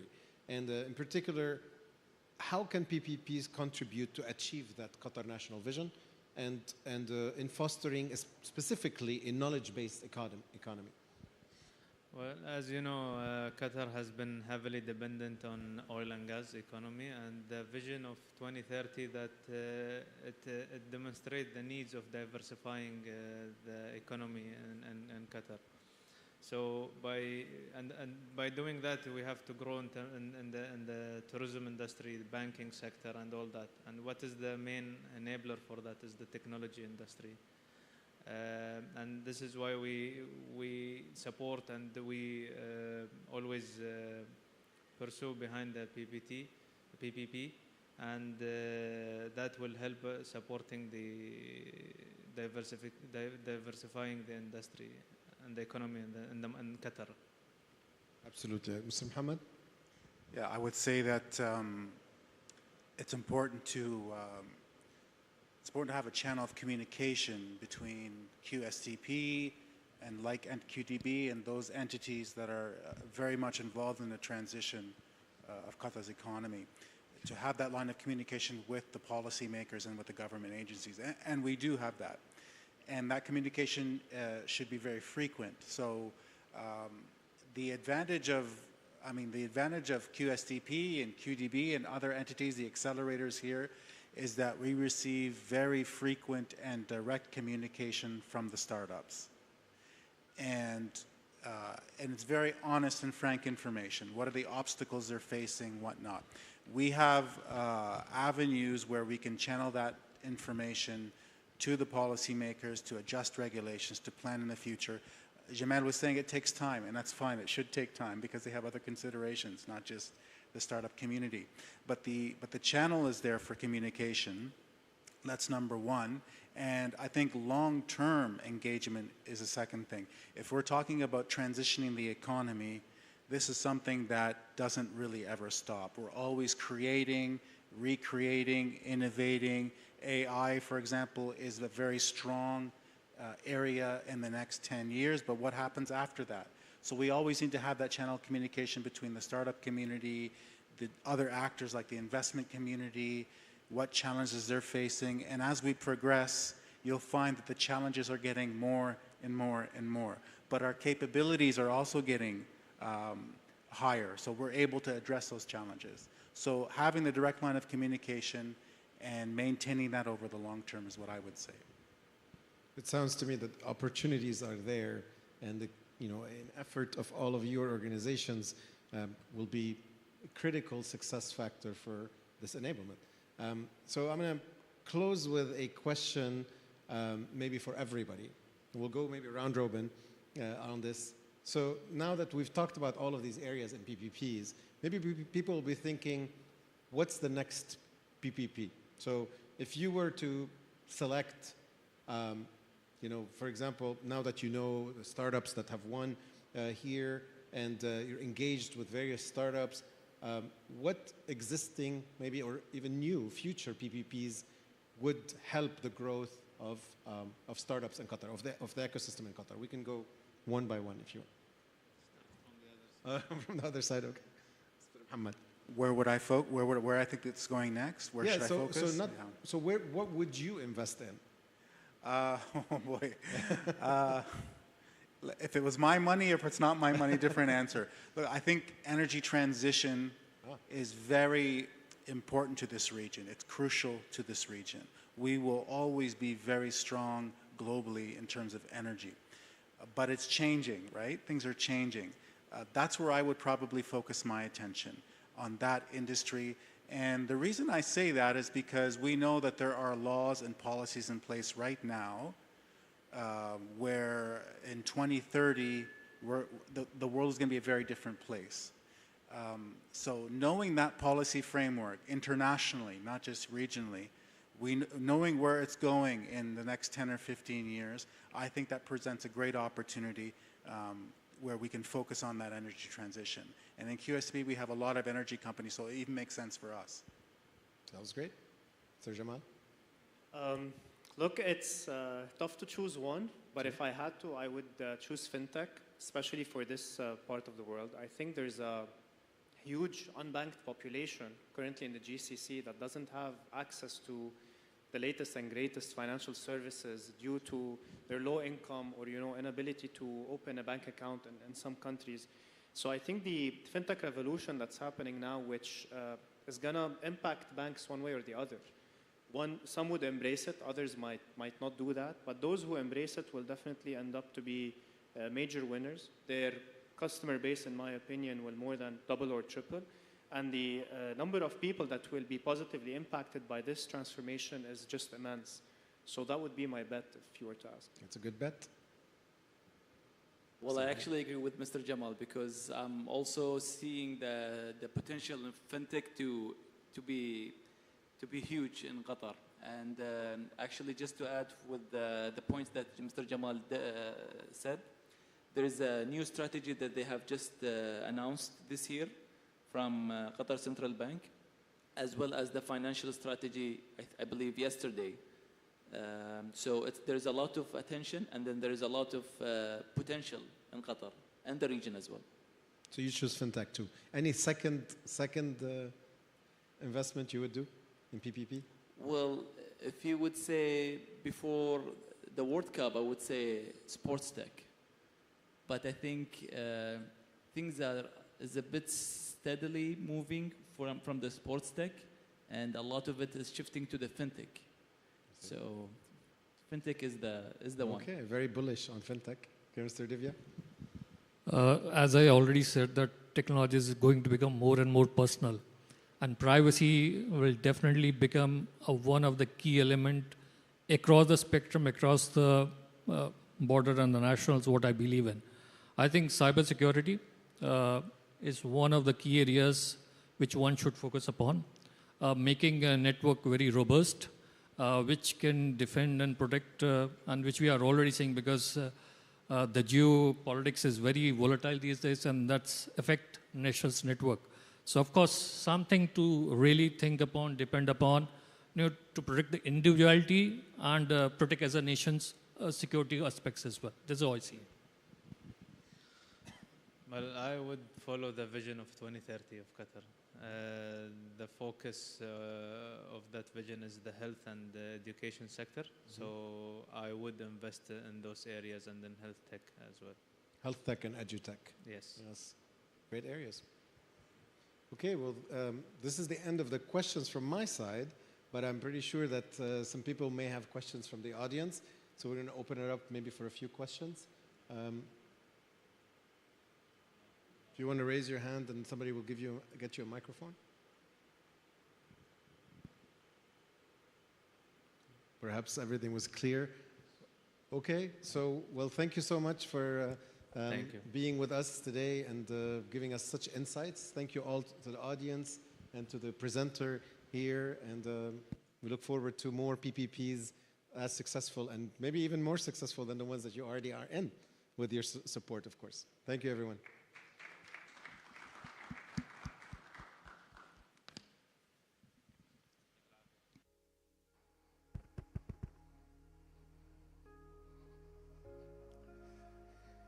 شكرا سيد فراس، وشكرا لأعضاء الحلقة النقاشية السيد حسن الجهني من أريدو، السيدة ديفيا بوشان من شركة إريكسون، السيد محمد المسلم من بنك قطر للتنمية، السيد جمال بدير من شركة مايكروسوفت، والسيد محمد ذبيان من واحد قطر للعلوم والتكنولوجيا. نشكركم كلكم على هذه الجلسة النقاشية المثمرة، ويبدو واضح أن هناك مستقبل مشرق لرواد الأعمال والأفكار المبتكرة في الشرق الأوسط وفي السوق القطري بالتعاون بين القطاع العام والخاص. ومع اختتام يوم العروض التقديمية نتقدم بالتهنئة لجميع الفائزين والشركات الناشئة الثمانية التي أبدت التزاما عاليا طول فترة تعاونها مع مبادرة مسرعة تسمو. ومع اختتامنا لليوم العروضية نتقدم أيضا بالتهنئة لكل شركائنا المجتمعيين الذين شكلوا جزءا لا يتجزأ من نجاح هذه الفعالية.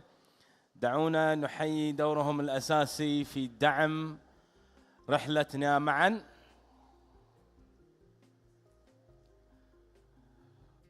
حضورنا العزيز، شكرا من القلب لكم جميعا لحضوركم هذه الأمسية الشيقة. أشجعكم على التواصل مع الشركات الناشئة ومتابعة ابتكاراتها بشكل مباشر وعن قرب. يمكنكم مقابلتها جميعا والتعرف على حلولها في المنطقة المخصصة لعرض الشركات الناشئة خارج هذه القاعة. ويبدو المستقبل مشرقا جدا، ونحن نبنيه معا لنمكن الموجة التالية من الشركات الناشئة في قطر الذكية. أخوكم حمد العماري، شكرا لكم جزيلا، والسلام عليكم ورحمة الله وبركاته.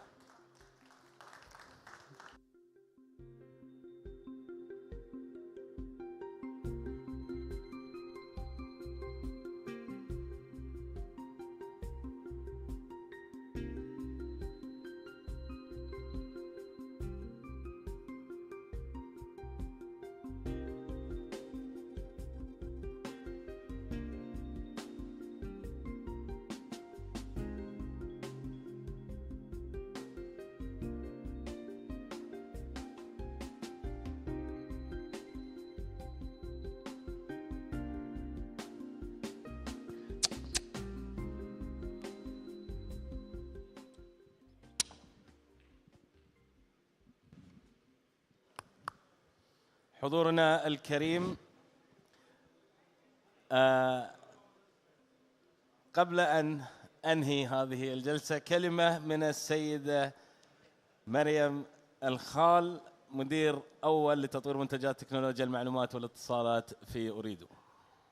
أنا بس أبي أشكر الفريق اللي اشتغل بجهد، محمد شاهين وديالا وديان المالكي ودانا الرئيسي أظن راحت، أمل، راهول. If you can all join us on the stage so that we can just take a picture. Thank you so much for all the efforts that you put in this program. وديان.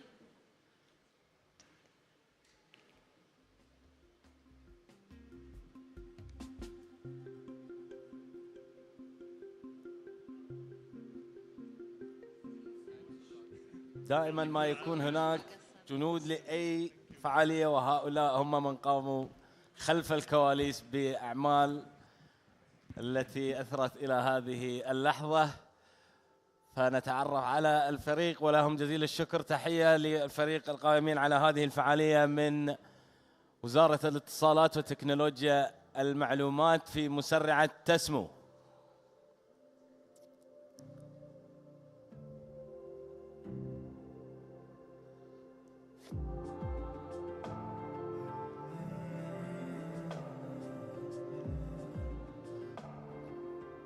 The dedicated team behind the scenes who made this all possible. The TASMU Accelerator and all of their partners. Well done. Thank you all for your time and your efforts and for making this event possible. Once again from me, this concludes this evening. My name is Hamad Al-Ammari. Good night. مجددا أشكركم جميعا على الحضور. وللمرة الثانية تصبحون على خير والسلام عليكم ورحمة الله وبركاته.